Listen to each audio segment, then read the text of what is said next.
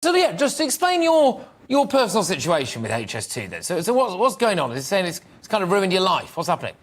Well, let's just recap. You're right, absolutely right, Patrick. If HS2 had been about levelling up the Midlands and the North, it would have started in the Midlands and the North, not out of London. And the best thing they could have done was improve east-west connectivity between the great cities of the Midlands and the North to create critical mass and economic growth. But it wasn't at all about that.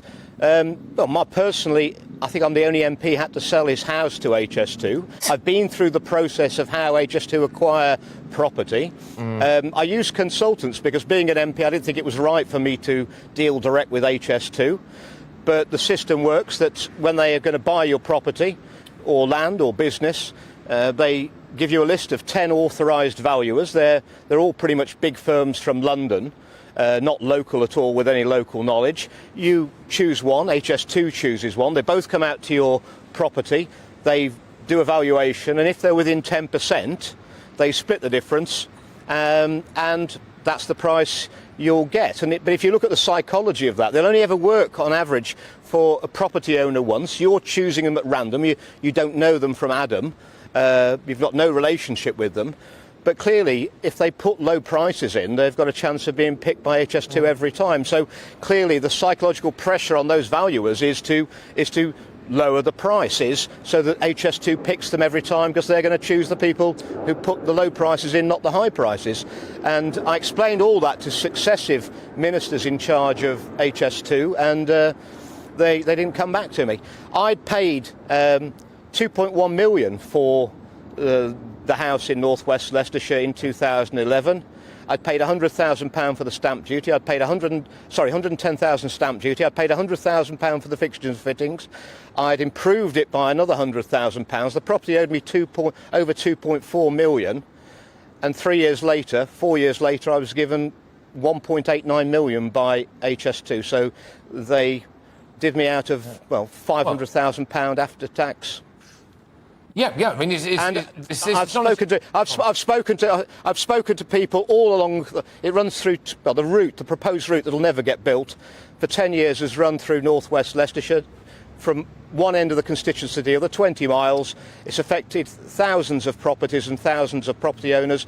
No one's got fair value for their properties. They've all been dealt with exactly the same way that I was.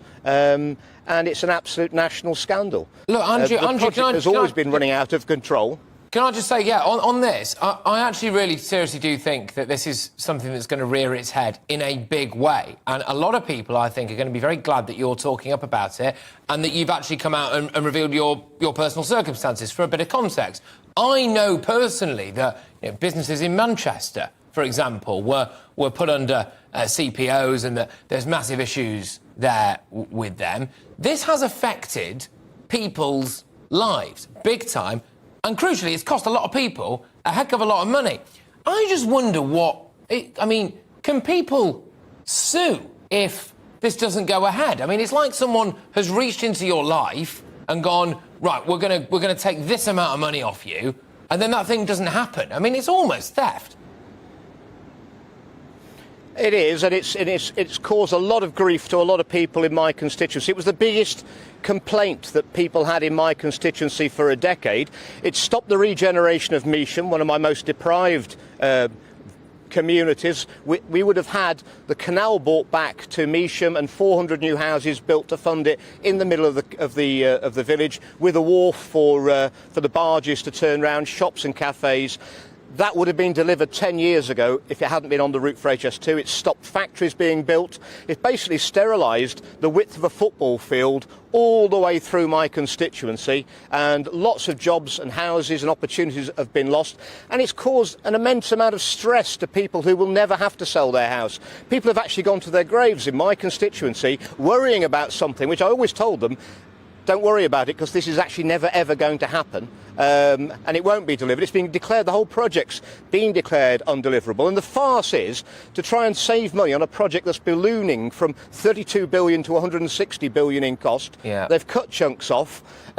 They've decided they can't go into the centre of London, So it's going to stop at Old Oak Common. It can't go into the centre of Birmingham, so that's too expensive. So it's going to Birmingham Airport. So you're going to have a very expensive railway line that goes from nearly London to nearly Birmingham. Do you know anybody who wants to go fast from nearly London to nearly Birmingham? No, of course and it would have gone to, and it might have gone to nearly Manchester. Well, yeah, exactly. Yeah, well, nearly Manchester. I mean, you get dropped off. Yeah, get dropped off in Arndale or whatever. But look, there's a wider point here for me on this. And I think it harks back to, if you'll forgive me, not necessarily including you in this at all, but the calibre of politician, right? Which is, we've had Suella Braverman recently come out and say that the world is too afraid of being called racist and illiberal to deal with the absolute disaster that is going to be mass migration and the refugee crisis. We finally had a Prime Minister who's just about said a bit about net zero, not gone far enough in many people's minds, but world leaders who aren't capable of doing that. From what I can gather, the second that the idea of HS2 reared its head, realistically, people in the know knew that it wasn't a goer, and yet we've ploughed ahead with it anyway. What's wrong with our politicians? Well, I can only speak for myself. I opposed HS2 before the route was announced, before I found out it was going by my own house. I'd already opposed it. I voted against it every time I could for the last decade. I spoke against it. When Boris Johnson carried out his review in 2019 and announced it was still going to go ahead, I was the only MP that stood up in the chamber and said it's unloved, it's unwanted, it's grossly mismanaged, we can't afford it, and it's going to be an albatross around the country and the government's neck. And I think I've been vindicated, quite honestly, Patrick, but I think we should have a class action of people who've been forced to sell their properties that will never be needed now. I believe it will be cancelled north of Birmingham. And obviously, I think people who were forced to sell their property or businesses, they should have first refusal on buying them back. Yeah, no, I agree. And I really do want to keep covering that with you, actually, because that is going to be a massive, massive deal for people and something that is going to need someone to fight for it. Andrew, thank you. Andrew Bridgen there.